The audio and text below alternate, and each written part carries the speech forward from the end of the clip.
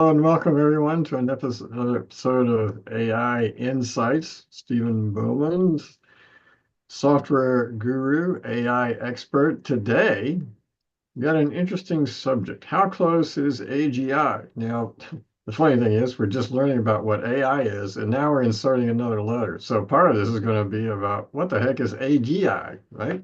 So why don't we start there, Stephen? What is AGI compared to AI? All right.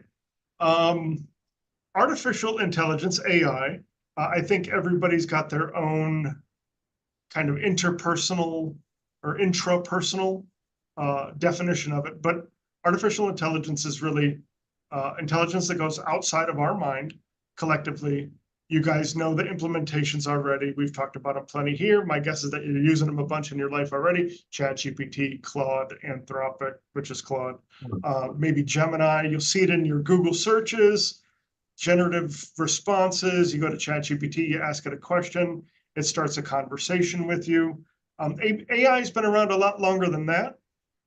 There were previous versions of AI that were not generative, but it did use algorithmic and pattern matching with data.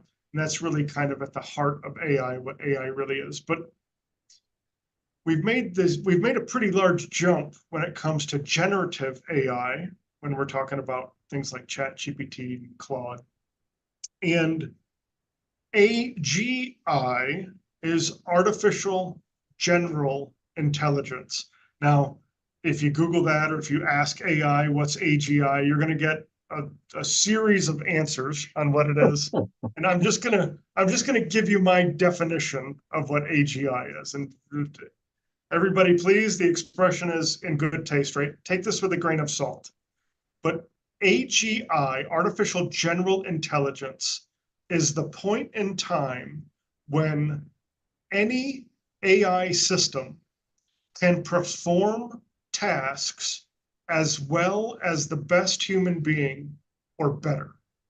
So a neurosurgeon, an AGI bot knows more, the same amount or more about specific neurosurgery techniques and implementations as the very best neurosurgeon on the planet. So let me ask you a question then. So, I Sure. mean, part of this has to do with the dystopian view that, AI is going to come, you have Skynet, it's going to take over the world.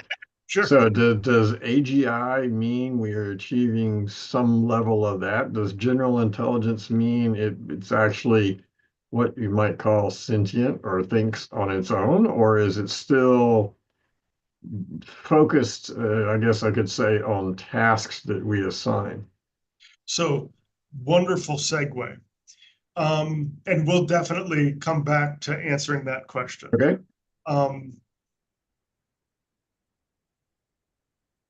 Sam Altman, the CEO of OpenAI, has outlined 5 levels of AI development in order to reach AGI Okay. in his estimation.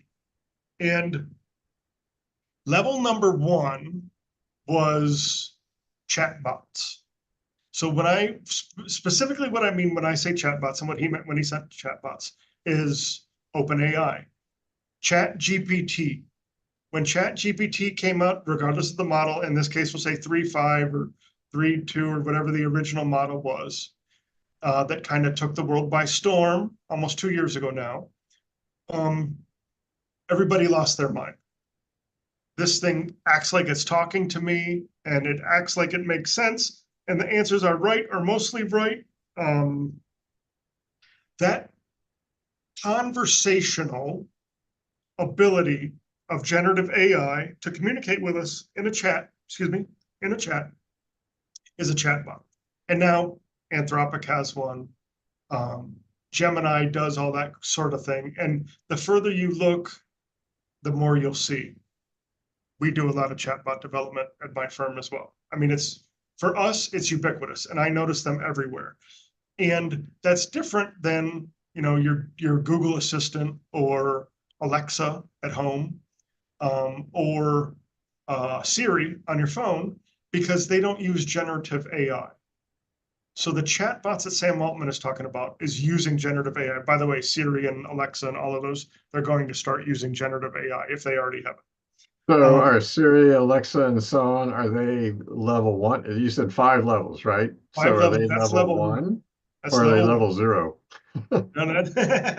Siri and them, yeah, sure, they're level 0 or even -1. Absolutely, absolutely. Okay, all They, right. they used they used some level of machine learning, but they weren't generative in their responses. Their responses were canned or programmed, All and right, that's a so little he different. starts with the generative AI, the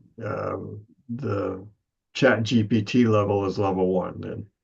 Right, that's correct. Okay, all right. So There's that's he's stages of it. establishing the foundation is kind of where they started as opposed to other levels below, like Right, um, robotic process automation, Siri, that kind of stuff. Okay, all right, good. All right, so that's level one. So what's level that's level two? one. Level two is what he called reasoners. Chatbots that showed, or AI implementations, chatbots are the front end, right? The way that we interface with them.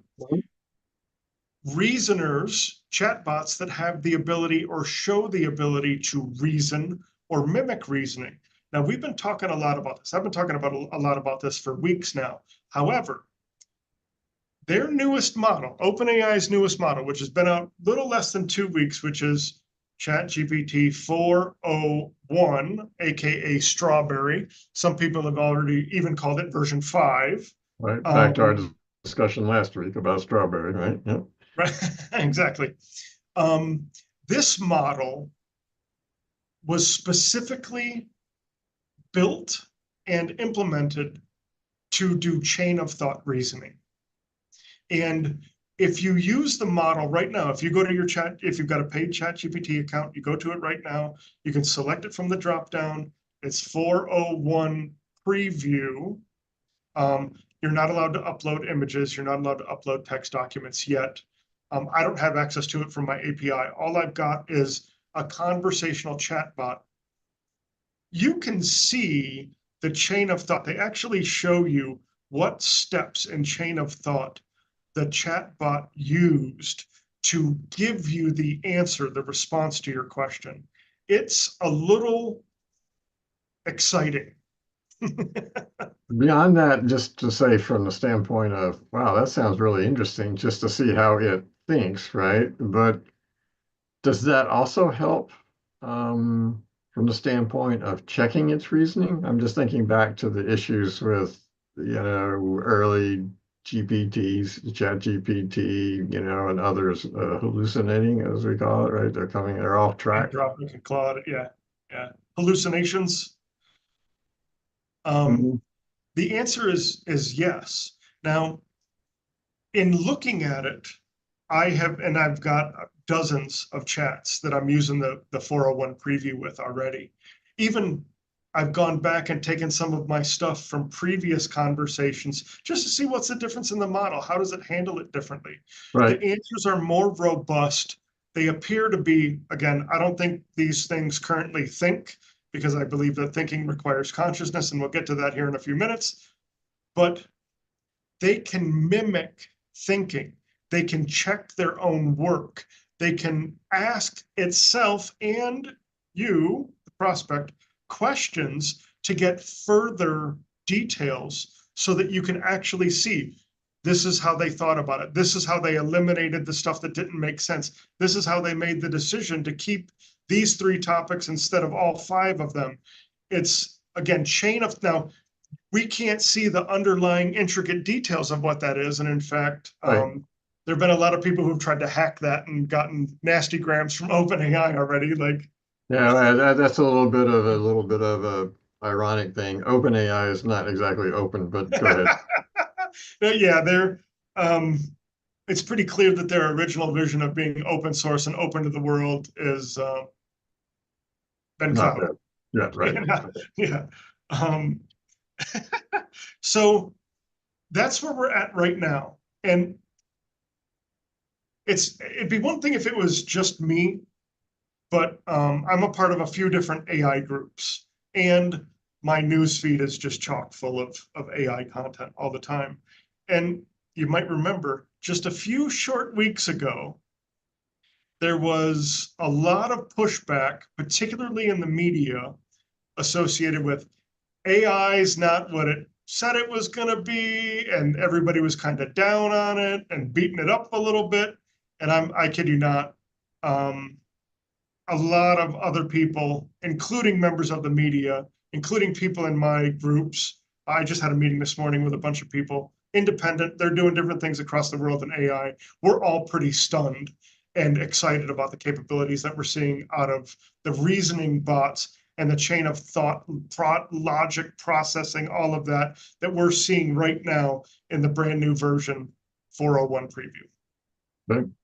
Yeah. All right. So So what's the next stage now that yeah, we're this is where it gets really interesting because the next stage is already here. And that next stage is AI agents, which an AI agent, a digital assistant, a more informed chatbot. I use a lot of those words, meaning the same type of mechanism. But this is a piece of software that is conversational in nature that helps you solve a problem or that solves problems, business processes, business tasks without human intervention or with a little bit of human intervention just to approve, right? Instead of automation, it's augmentation. Talk a lot about that here. AI agents are already here. So they're about to hit mainstream. And if you need any, if you've got any doubt whatsoever, just Google or ask whomever you get your news from about Mark Benioff and Salesforce and his most recent uh, newsworthy clip, which is just a couple of days ago, where he's committing to have more than 2 million AI agents created by 2025. So my opinion on this, similarly, is that every single white collar job that exists will have first what I'm just going to call a co-pilot. Mhm. And what I mean by co-pilot is an AI agent or a chatbot that asks you on a regular basis, hey, what are you doing and how do you do it? Almost like recording what it is that you're working on and what steps you take to perform that Right. action. That's an It's AI about your agent. flow of work, right? Basically. Exactly. And what's the standard operating procedure to do procedure X? Most Right. people don't like those words, as I was informed today. But that Well, same don't like idea, what I said. Don't like what words? that standard operating procedure, that idea is about the only people that resonates with are either translators for C-suite or the C-suite. This was direct feedback from a great conversation with Bella. Okay, so why this is just a slight segue here, or if you want, we'll come back to it, but we should discuss why that is because I think that's relevant to application of AI. So we'll come Well, back to it. I don't want to yeah, derail the stages, right? But let's come back to the idea of standard operating procedure and why that's anathema. that may be an entire, I think that's probably an entire episode Maybe that we can session. scrape the surface and then do another one, but Yeah. let's all right. No, what's the next level? You and I are on the same page as well with that. So AI agents are level 3. Level 4 are what he's been called innovators. So this is where we can take a problem, tell a story to an AI agent, and that AI agent can formulate an entire response and an entire solution for the problem that you're facing that will include other agents. Assigning, building a solution, assigning tasks to other agents, and being able to execute on that is level 5. So innovators first are coming up with the solutions, and level 5 is a fully autonomous organization. And this is what there's a, between the AI, the higher up AI guys, this is what they're calling a unicorn, which is a company that is valued at $1 billion and has a grand total of 1 employee. Um, well, under AGI, does it have any employees? Will an AGI come up with its own company? It's very possible. Now, that's stage 5, and that's the launching pad for AGI. Okay, all right, Absolutely. got it. So AGI So is actually beyond 5. Is beyond 5. That's correct. Okay. Um, it's easy for me to see, I've seen these videos and these pictures, and sometimes it's, living in the age of AI, it's even more difficult to tell what's real from what's not. But I Right. saw a video the other day of a gentleman standing in a Tesla factory surrounded by acres of humanoid robots, just like the ones he just displayed at the robotic show in China last week. With talk of autonomous agent minds, if there's such a thing, a mind, being plugged into a humanoid robot for $25,000 or $30,000 out the door, manufacturing is probably under threat. I listen. I could use one at my house. I've got some messes. I'm not a big fan of cleaning That's my that's bathroom. what everybody's always said, you know. I know I want AI is Rosie. got a useful state when it does the dishes, takes out the trash, does vacuums, Well, I mean, we got the robots now, the robot, Roombas and everything else, but they kind of work, kind of don't, so Right, right. No, see, right. What I think is that the natural progression just fits in my mind 100%. So, first we got chatbots, and that conversational aspect is so powerful. And I'm talking to a lot of people about that because any like your website is a good example. Hunting and pecking for information on your website is probably a thing of the past. The ability to go to a website, ask a chatbot a question, and in 10 or 15 seconds, either get direct access to whatever it is that you're looking for, or get dropped into a conversation with a chatbot that can get you what you're looking for, instead of having to fill out a form, make a phone call. I was just talking with a client where we're going to make recommendations, and then we're actually going to drop the client off at a full shopping cart for everything that they need to perform the task that they just asked about and got a recommendation for. Ease of use, conversational ease of use is really where chatbots are going, or where they're at right now, and with the inclusion of AI agents. And then here's where it gets funny. I've read a wonderful article that was actually advocating for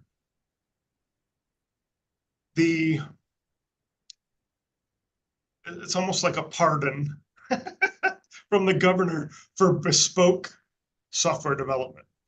Because in a 2-part article that was a really good read, it outlined how it's just a matter of time before that someone is building AI platforms that translate coding languages. So right now, your bank is probably still running on a coding language that's 40 years old, 50 years old. Well, some banks are actually running older than that if they have COBOL, right? Now we're Yeah, sure, talking, 70, 80. sure, absolutely, absolutely. Insurance companies, banks, et cetera, using this very, very old technology. And to the amount of, this is where it gets so scary, the amount of code, application code, that exists in the world to run all of the applications and all of the banks and all of the stuff on your phone and all of the stuff in your car and the manufacturing plants that just made your microwave and all of it, just amazing, amazing, amazing amounts of code. It's too much for the human mind to be able to comprehend. And so the way that modern application development deals with that is we just write new code on top of the old code. And if we're lucky, we're pulling a little bit that didn't work out every time and we're fixing bugs. But the worldwide code base continues to grow and grow Right. and grow, because there's just so much of it. You could never reconcile all of it. There's just no way. So instead, you just write your new stuff and you slap it on top. Well, funny enough, AI and pattern matching and learning handles all of that stuff pretty well. It's really just a matter of time before different language translators bring code down to one level. And at that point in time, it can be managed by AI. First, it starts with bug fixing, then it goes to feature enhancement, then it goes to code reduction and refactoring. And I'm sorry if we just got a little nerdy and went way too far down the rabbit hole. It's just one example of how a blue collar employee is going to have first a co-pilot. In fact, oddly enough, there's a product out there called Microsoft Copilot, which helps application developers write code faster and better. Right now, right here today, if you talk to anybody who writes code and you ask them about Copilot, if they use it, they're going to rave over it. If they don't, they're going too soon. Literally, it almost writes all of the code for you. All you have to do is ask it a question in common language, and it will write the next line of code for you. So you It's, said blue collar. Do you mean knowledge worker? did I say blue collar? Yeah. I apologize. White collar jobs, All right. application Knowledge development. work, and basically. Yeah. Yes, Okay. my apologies. That's my mistake. Thank you for correcting me. Well, you're wearing a blue collar today, so that's just, um, it starts with a co-pilot because the co-pilot will be recording what you do, what questions it asked, what response you gave, whether or not that response was favorable or not, right? Whether or not the solution that it offered and provided was accepted or not. And over time, as it builds its knowledge base, it then becomes, it goes from co-pilot status to assistant status, where it knows what you're going to do next and it will take action for you. Then all you have to do is review it. And then, of course, that leads its way to it being able to replace you, which is step 5, right? A fully autonomous organization where pilot stage. Went from co-pilot to assistant pilot to pilot. So what does that mean? I mean, what's left yeah, for people? well, so my gut feeling is that at least for the next 5 or 10 years, even with the trajectory that AI is on, humans are still going to need to be able to steer, right? We're going to have knobs and levers. We're going to say, this worked, this didn't. They still need a feedback mechanism. And I think that our role is going to be that managing that feedback mechanism, being a part of that feedback mechanism at first and managing that feedback mechanism after that. That's really where I see that going. So there's a lot of people who say that or feel that the technology workers of the future are going to be the people who know how to wield AI or know how to manage AI. I think AI is going to wield and manage itself in not all that long. But I think it's a matter of working with AI because obviously there's things that humans do that AI currently can't do, and we won't know that it can do it until it does it the first time. So what are some of those things that might be left for humans to do? I don't know yet. I think a lot of creative work. I have not yet seen, and I've interacted with it a bunch of times on this level. I've yet to see truly creative work to benefit humans that AI has been able to produce that I thought were creative and that would benefit us. And that's where Okay, the so you innovators come in. what you really so let me just break this down, just Yep. make sure I understand. So if I take what you said, take creative as initiating something that wasn't there before and there's no exact pattern for. And I take the second part, which is a value of humans, then that's really the key part, right? Yeah, definitely a key part. It's right. AI right now in its current form, it can create and generate new and unique ideas, which by itself is wonderful. How beneficial are those ideas to us and the Right, problems we're facing? right, And that's the big difference. right. Big difference. AI, as much as it mimics, and to answer your question from earlier, I do not believe that AI is conscious. Will AI be conscious when it achieves AGI?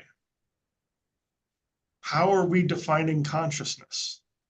Yeah, well, I mean, it might be able to mimic it much closer, even at that point, right? But as you said, how do we define it? What does it mean to be sentient, and so on? Yeah. Um, these are exciting times.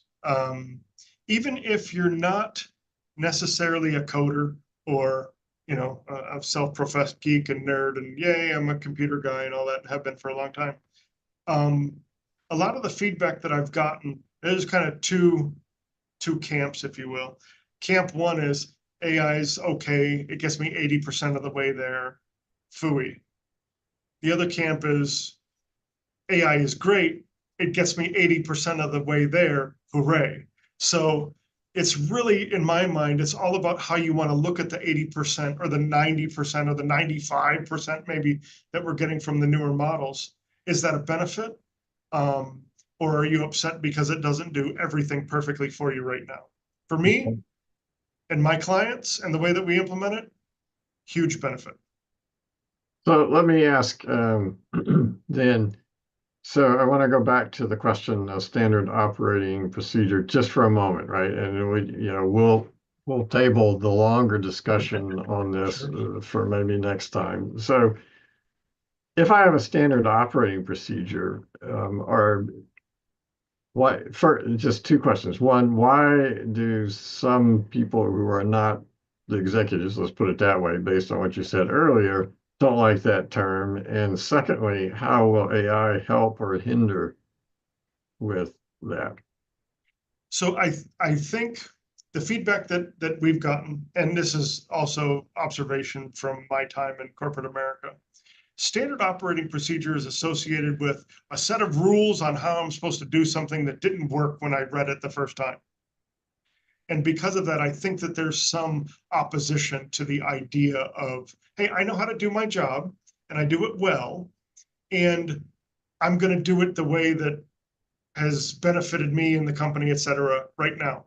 And I don't think that they believe that that's the standard operating procedure.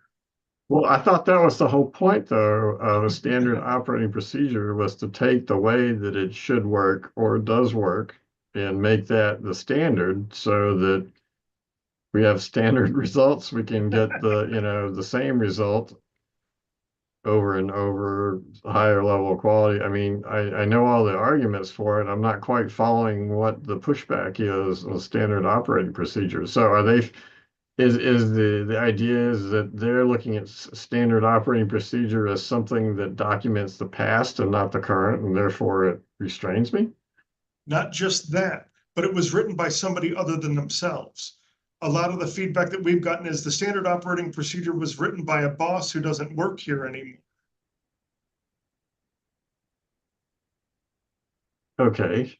So the issue is whether or not the standard operating procedure or SOP, right, the short form for it, is relevant primarily, and then also secondly, maybe the pride of authorship or I didn't, not invented here, I didn't write it kind Right. of thing. So the first I can definitely see if it's outdated and no longer works, but I thought the general idea behind SOPs was when you find a better way, you amend the SOP and it becomes the new standard operating procedure.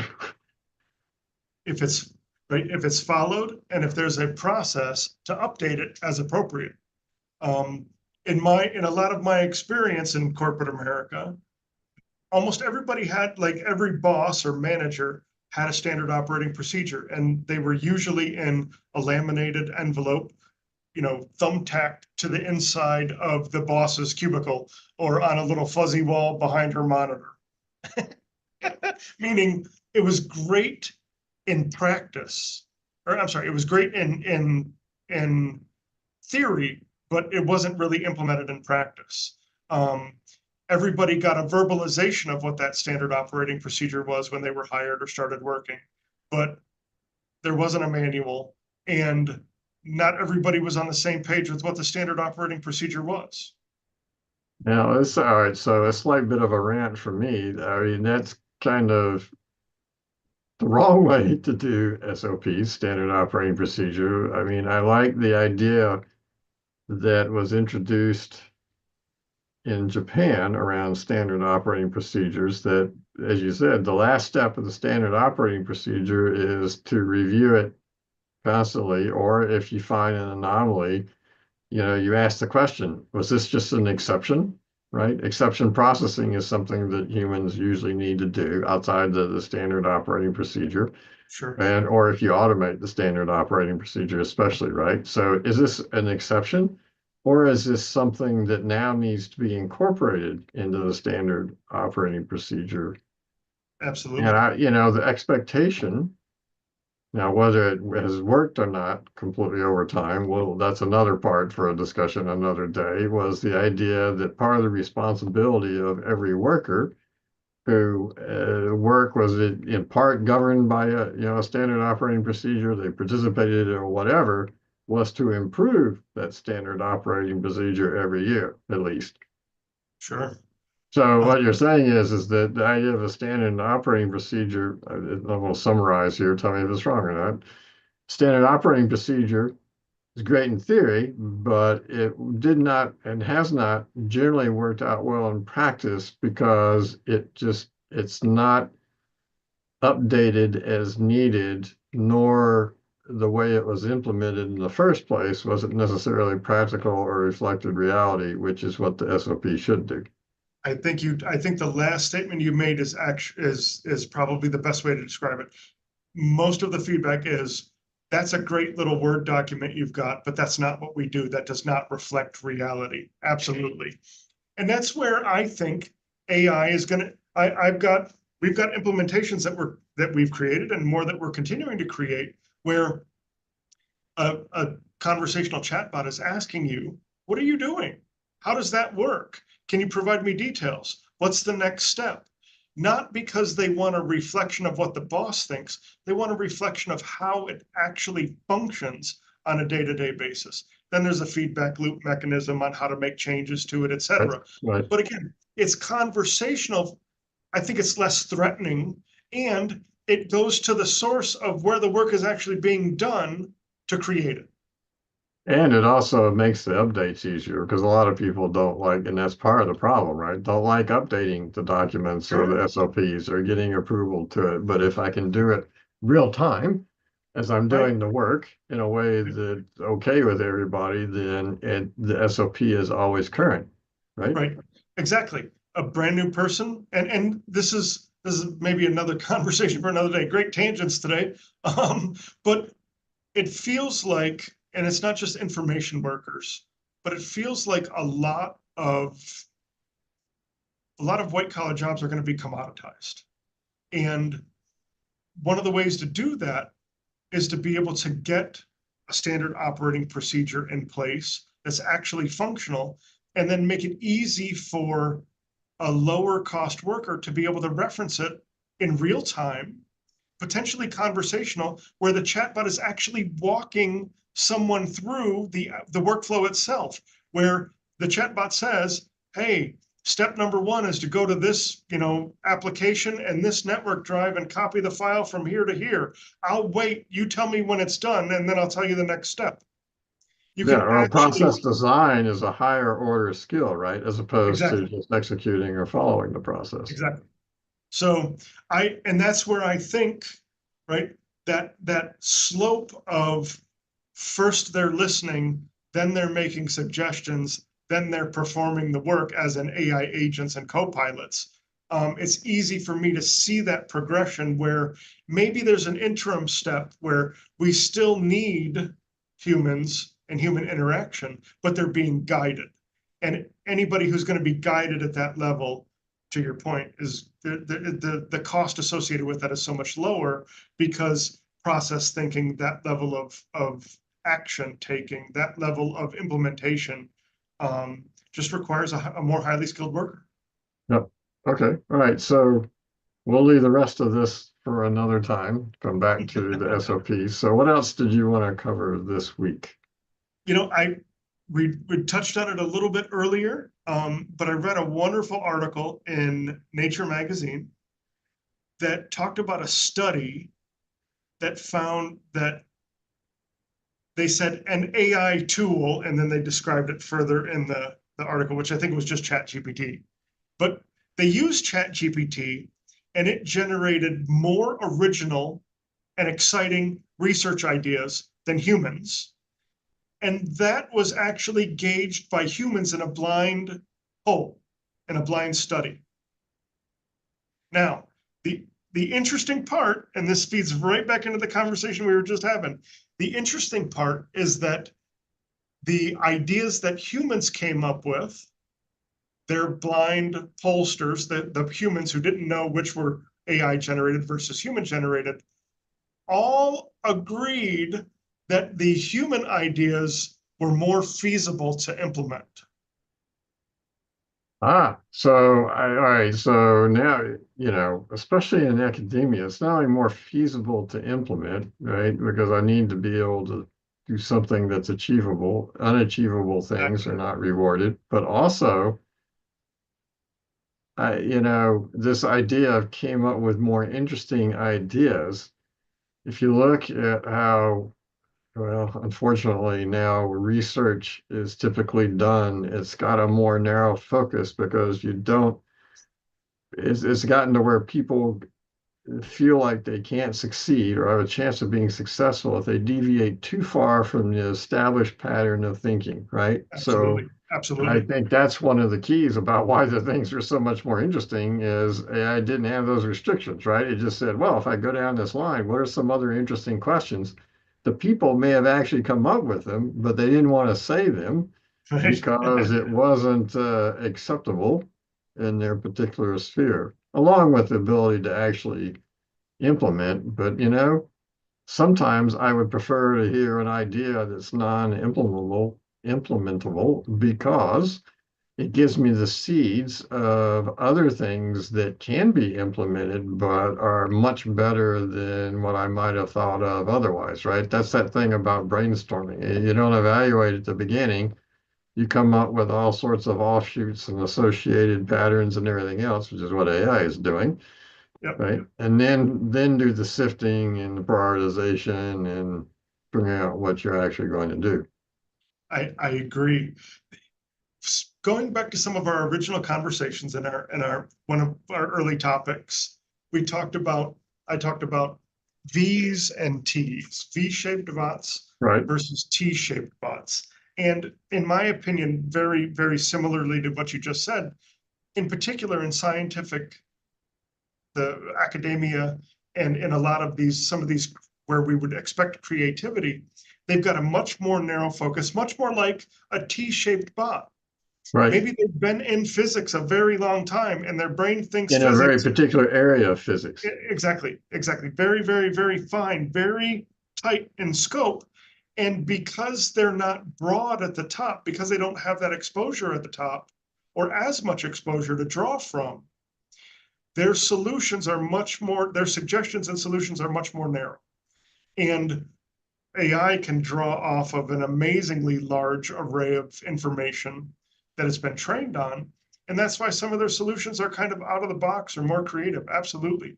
Now, what I found interesting was that humans didn't think that they were necessarily feasible, which makes me wonder, is that because they're not feasible or because of the limitations that the humans who are making the judgments are applying to them, which Or is have been applied, or the limitations that have been applied to the humans organizationally or whatever reason, right? Yeah, I agree. yeah, another good, yes, another good point. Um, it'll be interesting to see how that plays out moving forward because, as we talked about earlier, step 4 on our way to AGI is all about innovators. Right. So, is innovation stymied by the human mind and set on fire by AI? Vice versa? How do we work those together? How do we use AI systems to leverage human ideas but still expand on them? Or how do we leverage, as humans, how do we leverage AI-based ideas but still make them feasible for our world? Exciting times. I Yeah, thought that it was absolutely yeah, that's fascinating a little study. Yeah, there's a lot in that last bit you said right there as well, because I mean, my bias is that the reason why in some of those cases they're not as creative, just to summarize, is that there's a bias for a certain realm of feasibility and acceptability, either applied externally or by the people themselves and what they think is reasonable, feasible, Right. acceptable, and so on. So, yeah, very Where's the interesting. limiting factor? We're going to find out. Yeah, right. Well, or, you know, Yeah.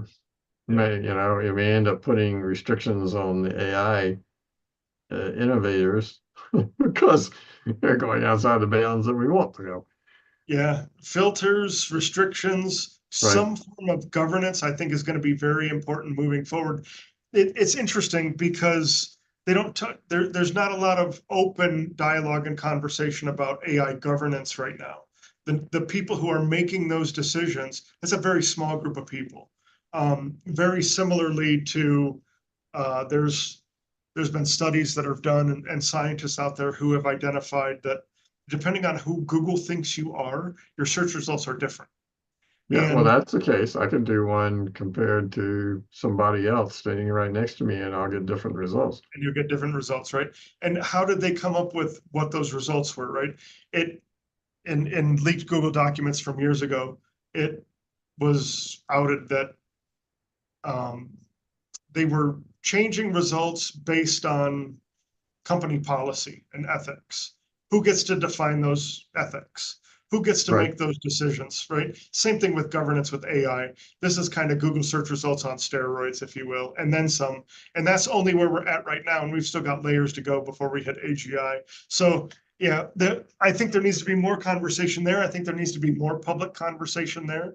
I'm an advocate for AI, no question about it. I think the enhancements to our lives are going to be phenomenal. I think that we're going to figure out how to live with it and literally make the world and the other worlds that we're going to be going to better places because of it and through it and with it. I'm very, very, very bullish. Um, but I do think that the way that it stands and lives and works right now, we just need more input. We need more conversation. And I think it's coming. I think it's coming from the people who use it. Um, we'll get there. I this is not there's no zombie apocalypse or plague or Terminator in my crystal ball. Yeah. So one last question related to governance, and we'll keep this short in today's session. So at the almost 2 years ago, a little bit less, right, when ChatGPT burst on the scene, it ignited all that discussion about Terminator, Skynet. It had dystopian on one hand, utopian on the other, where it's going to do the dishes and the laundry and you name it. And somewhere in there, it was brought up a few times about, well, can't we just apply Asimov's rules for robots to to this as an overall governing limitation so it doesn't harm humans? Because that was the top rule of all, right? Do no harm to humans. And that kind of died out. I haven't heard anything, in probably a year and a half, anything around that. Why is that? I mean, were those not useful? Why is that gone? Why is that discussion kind of gone away? Um, I think early on, I don't know how quickly you started using ChatGPT, but very early on, the filters were easier to get around. So it's trained on information that it peeled off the internet. Right. And the internet is Well, it's not, also trained on early stuff too, right? Because the yeah, early versions were only up to what, 2011 or something? right, right, exactly.